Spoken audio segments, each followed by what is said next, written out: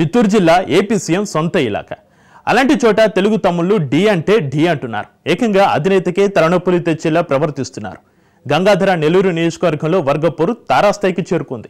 MLA Thomas తీరుపై స్వపక్షంలోని విమర్శలు వస్తున్నాయి. డాక్టర్కు వ్యతిరేకంగా ఏకంగా కలెక్టర్కే కంప్లైంట్ చేశారంటే పరిస్థితి ఏంటో, ఇష్యూ ఎంత దూరం వెళ్ళిందో అర్థం చేసుకోవచ్చు. ఇంతకీ గంగాధర నెల్లూరులో టీడీపీ రచ్చకు కారణం ఏమిటి? టీడీపీ ఎమ్మెల్యే మీద టీడీపీ నేతలే ఎందుకు విమర్శలు చేస్తున్నారు? చంద్రబాబును చిక్కులో పడిస్తున్న ఆ ఎమ్మెల్యే ఎవరు? చంద్రబాబు సొంత జిల్లాలో వర్గపోరు.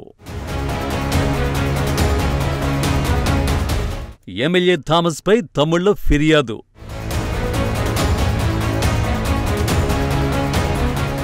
ముఖ్యమంత్రి చంద్రబాబుకు ఇంటిపోరు తప్పడం లేదు. సొంత జిల్లాలోనే తమ్ముళ్లు గ్రూపులు కడుతున్నారు. దీంతో కరవమంటే కప్పకు కోపం, విడవమంటే పాముకు కోపం అనే చందంగా మారింది పరిస్థితి. బాబుగారు ఒక్కరే బాస్, మిగతా వాళ్లతో పని లేదంటున్నాడు ఓ నేత.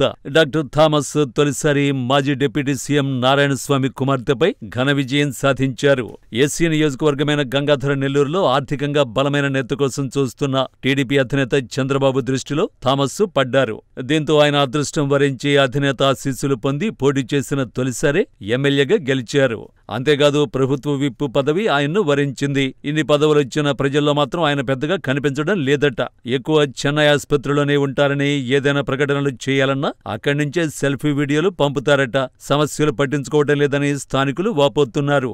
ఎమ్మెల్యే థామస్ తీరుపై గుర్రుగా ఉన్నారు.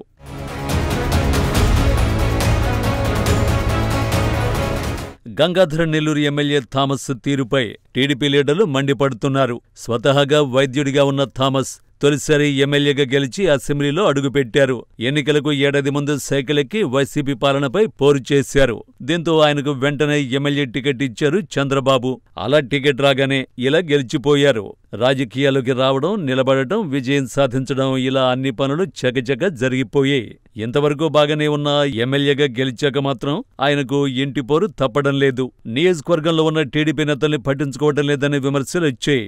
చెన్నైలో ఉన్న ఆసుపత్రికి పరిమితమయ్యారని స్థానికులు ఆరోపిస్తున్నారు.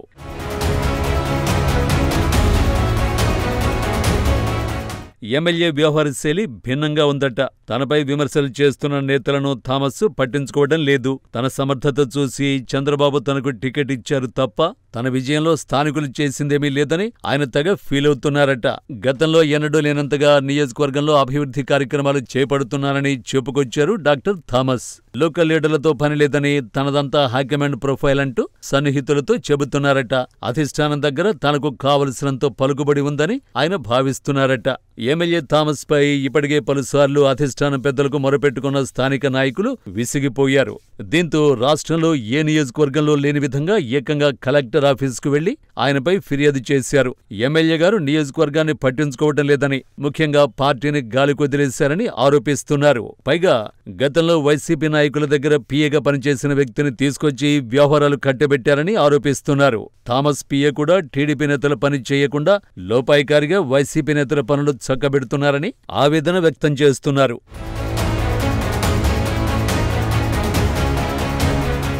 థామస్ గెలుపు కోసం అనేక మంది అహర్నిశలు శ్రమపడ్డారు. అలాంటి వారిని సైతం ఆయన పక్కన పెట్టారనే ఆరోపణలు వెల్లువెత్తాయి.